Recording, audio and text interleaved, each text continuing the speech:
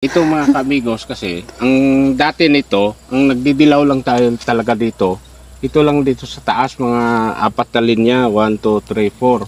So ngayon mga kamigos, umabot na doon sa may baba, yung nanidilaw yung dahon. Dito lang na parte lang naman. Kaya nga titignan natin mga kamigos kung ano yung kalagayan ng laman nito. Kasi umabot na doon sa baba eh. Okay naman yung laman. Ne, tama ito ni. Ni.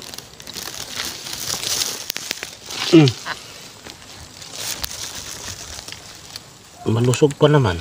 Okay nga yan, dahon lang. Ha? Dahon lang yan. Kaya nga, tama lang. Eh baka mamaya hindi pa naubos ng uod to kasi ilan to sila oh. 2, 4, 6 o 6 na sanga. Ang daming sanga.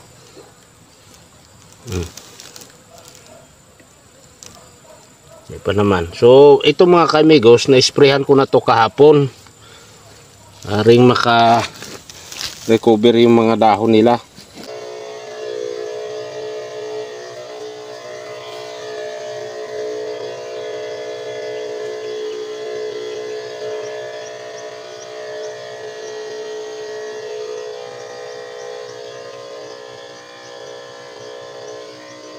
Eh ngayon oh, umabot na doon, pababa na.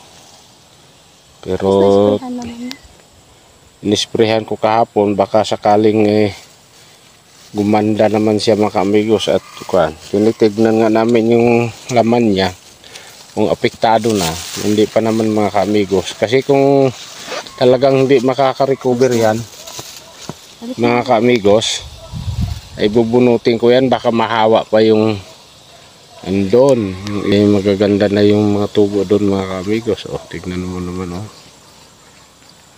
Ayan oh. Paunti-unti nung bumaba dyan banda oh.